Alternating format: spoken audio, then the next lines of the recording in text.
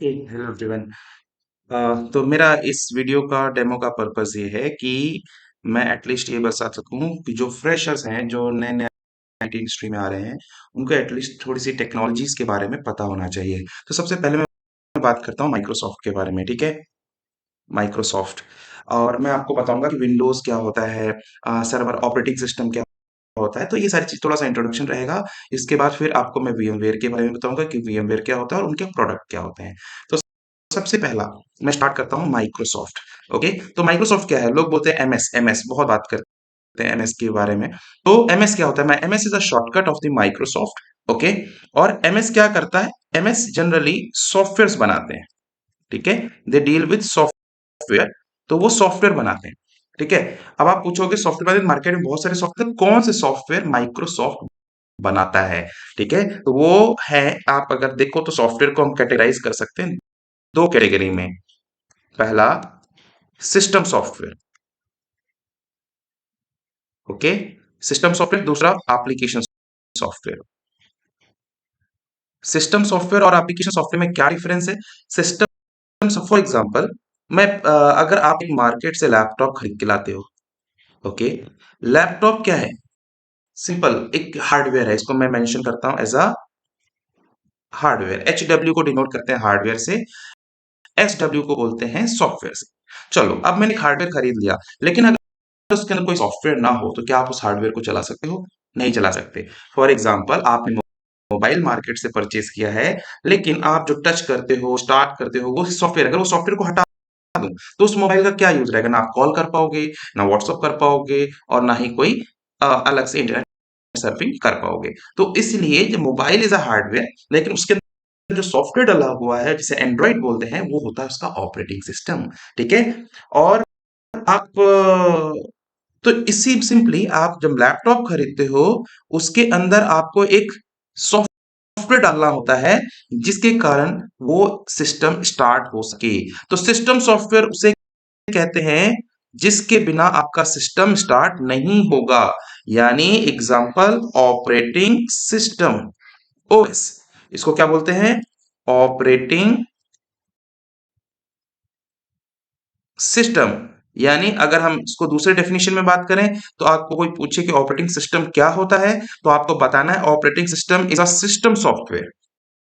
मतलब बिना system software के आपका हार्डवेयर स्टार्ट नहीं हो सकता। सिमिलरली वही इसका भी आपका डेफिनेशन बन जाएगा, बिना ऑपरेटिंग सिस्टम के आपका लैपटॉप या सिस्टम स्टार्ट नहीं हो सकता, ठीक है। तो ऑपरेटिंग सिस्टम एक वो सॉफ्टवेयर है, वो सिस्टम टाइप सॉफ्टवेयर है। जनरली इतना डीप में कोई नहीं जाता, बट आप सिंपल इतना आंसर कर सकते हो कि ऑपरेटिंग सिस्टम क्या है। ऑपरेटिंग सिस्टम वो सॉफ्टवेयर होते हैं जिनके बिना आपका लैपटॉप हार्डवेयर आपका स्टार्ट नहीं हो सकता। अब कोई कहता है एग्जांपल दो, जैसे लैपटॉप में आपके पास विंडोज 10 इंस्टॉल्ड है, अगर वो हटा दो तो आपका लैपटॉप स्टार्ट नहीं होगा। मोबाइल में एंड्रॉइड इंस्टॉल है, वो एंड्रॉइड भी एक तरीके का ऑपरेटिंग सिस्टम है, वो अगर उसको हटा दो तो वो स्टार्ट नहीं होगा। तो इसी तरह से ऑपरेटिंग सिस्टम आपके हार्डवेयर को स्टार्ट करने के लिए जरूरी है, उसके बिना आपका हार्डवेयर स्टार्ट नहीं होगा। नाउ एप्लीकेशन की बात करें, तो एप्लीकेशन इज ऑप्शनल सॉफ्टवेयर, वो आपकी जरूरत के हिसाब से आप उसमें इंस्टॉल कर सकते हो। जैसे मुझे अकाउंटिंग का काम करना है तो मैं अपने हिसाब से उसमें टैली डाल सकता हूँ। मुझे वर्ड पे काम करना है तो मैं वर्ड डाल सकता हूँ। मुझे एक्सेल डालना है, ठीक है। मुझे अगर ग्राफिक्स पे काम करना है तो मैं फोटोशॉप डाल सकता हूँ, ताकि मैं अपने फोटो को एडिट कर सकूं। मुझे वीडियो एडिटर सॉफ्टवेयर डालना है तो वीडियो एडिटर सॉफ्टवेयर डालो। तो ये सॉफ्टवेयर जरूरी नहीं होते एप्लीकेशन सॉफ्टवेयर कि आपके सिस्टम को स्टार्ट करने के लिए जरूरी हो। ये आप कभी भी डाल सकते हो, कभी भी हटा सकते हो। ये एप्लीकेशन सॉफ्टवेयर आपकी जरूरत के हिसाब से होते हैं। लेकिन जो सिस्टम सॉफ्टवेयर यानी ऑपरेटिंग सिस्टम जो होता है, वो जरूरी होता है। जब भी आप हार्डवेयर खरीदोगे, सबसे पहले ऑपरेटिंग सिस्टम डलना ही डलना है, ठीक है। उसके बिना सिस्टम स्टार्ट नहीं होता। क्लियर है? अब अगर आपको ऑपरेटिंग सिस्टम क्लियर हुआ हो, तो मैं थोड़ा सा ऑपरेटिंग सिस्टम के बारे में और ब्रीफ कर देता हूं। तो आपको बोला जाएगा कि कौन कौन से, किस तरह के ऑपरेटिंग सिस्टम मार्केट में अवेलेबल हैं, ठीक है। तो ऑपरेटिंग सिस्टम मेजरली तीन तरह के हैं, है तो और भी, बट हम जो बात करते हैं, पहला विंडोज, दूसरा लिनक्स या यूनिक्स भी बोलते हैं इसे, बट आप लिनक्स समझो, इसको लिनक्स बोलेंगे हम लोग। और अगर एप्पल की बात करें तो उनका एक अपना मैक ऑपरेटिंग सिस्टम होता है जो एप्पल के डिवाइसेस में इंस्टॉल्ड होता है।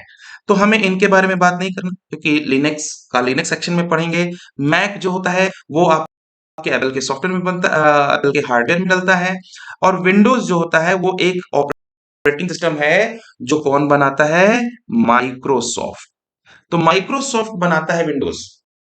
ठीक है, आप जो यूज करते हो रेगुलर वो आप यूज करते हो माइक्रोसॉफ्ट विंडोज। माइक्रोसॉफ्ट का विंडोज ऑपरेटिंग सिस्टम यूज करते हो। क्लियर? तो अभी मैं जाकर के इसको हाईलाइट करता हूं। मैं आपको बताता हूं कि विंडोज कितने तरह के होते हैं।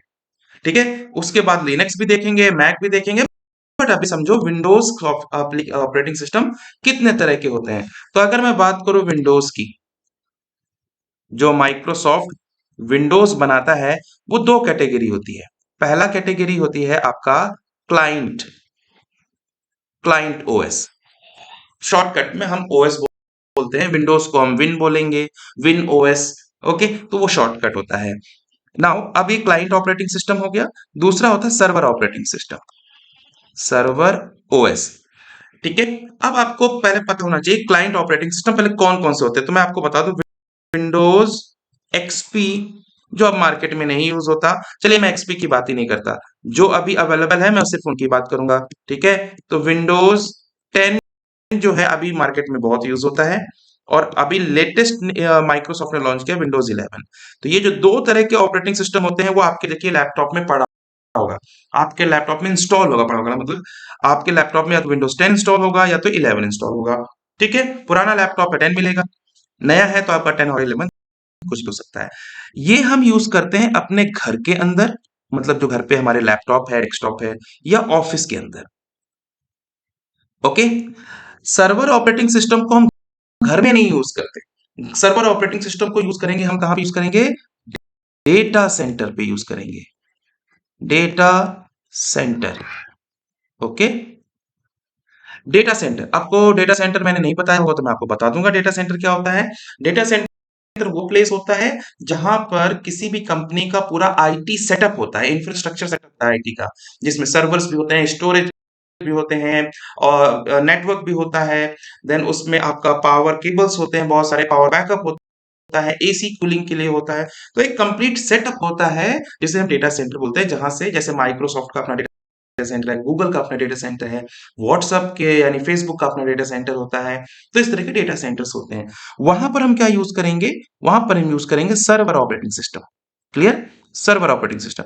थोड़ा आपको मैं बता दूं, सर्वर ऑपरेटिंग सिस्टम महंगा होता है कंपेयर देन क्लाइंट। क्यों? क्योंकि क्लाइंट में सिर्फ वही फीचर होते हैं जो हम घरों में यूज करते हैं। फॉर एग्जांपल इंटरनेट चलाना है, हमें मूवी देखनी है, वर्ड एक्सेल पावर पॉइंट चलाना है, ठीक है, इंटरनेट पे कुछ सर्च करना है, इंटरनेट पे कुछ काम करना है, बस इतना ही काम होता है। तो उसके लिए विंडोज 10 और 11 ओके है।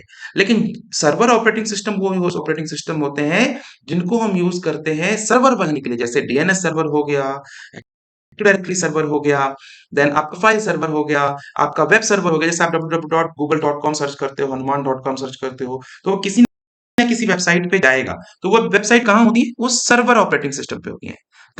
क्लियर हुआ? तो इसलिए इसमें फीचर ज्यादा होते हैं, इसलिए इसका प्राइस ज्यादा होता है। तो जिन अब आप घरों में तो वेब सर्वर बनाते नहीं हो, डीएनएस सर्वर बनाते नहीं हो, तो अब आप कहोगे कि मैं इसको क्यों यूज करूं, उसका लिए क्यों पे करूं? इसलिए लोग क्लाइंट ऑपरेटिंग सिस्टम यूज करते हैं। क्लियर है? तो अभी आपको बता दूं कि इसमें सर्वर ऑपरेटिंग सिस्टम कौन कौन से अवेलेबल है। तो यहां पर आप देखोगे तो इसमें Windows server 2012, Windows server 2016, Windows server 2019 and Windows server 2022। अब आप बोलोगे कि 12 के बाद 13, 14, 15 कहाँ गया, 16 के बाद 17, 18 कहाँ गया? तो आपको इंफॉर्मेशन के लिए बता दें, माइक्रोसॉफ्ट ने जब सर्वर ऑपरेटिंग सिस्टम लॉन्च किया तो उसका नाम दिया 12, देन 16 में आया 16, देन 19 एंड 22। इसके बीच में कोई और दूसरा ऑपरेटिंग सिस्टम नहीं है। ठीक है, लेटेस्ट ऑपरेटिंग सिस्टम है 2022। ठीक है, with new features and everything. Okay, तो ये तो रहा अपना सर्वर का इंट्रोडक्शन। ठीक है, तो मैंने आपको थोड़ा सा रिपीट कर दूं, विंडोज जो माइक्रोसॉफ्ट विंडोज बनाता है उसकी दो कैटेगरी होती है। पहला क्लाइंट, ओके, थोड़ा सा मैं ये यूज कर लेता हूं, क्लाइंट दूसरा सर्वर ऑपरेटिंग सिस्टम, क्लाइंट को हम यूज करते हैं घरों में, अपने लैपटॉप में, ऑफिसेस में, अपने डेस्कटॉप और लैपटॉप में, करेक्ट, क्योंकि ये कॉस्टली नहीं होता ज्यादा।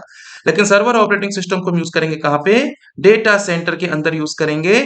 और ये 3-4 मैंने वर्जन बता दिए हैं जो अभी मार्केट में यूज हो रहे हैं। बहुत जल्दी 2012 मार्केट से हट जाएगा क्योंकि माइक्रोसॉफ्ट ने इसको आउट ऑफ सपोर्ट कर दिया, ठीक है। ये माइक्रोसॉफ्ट के आउट ऑफ सपोर्ट है, तो लोग अब अपग्रेड करते हैं, तो अब 16, 19 एंड 22 बचेंगे। तो ये तो हो गए आपके सर्वर ऑपरेटिंग सिस्टम।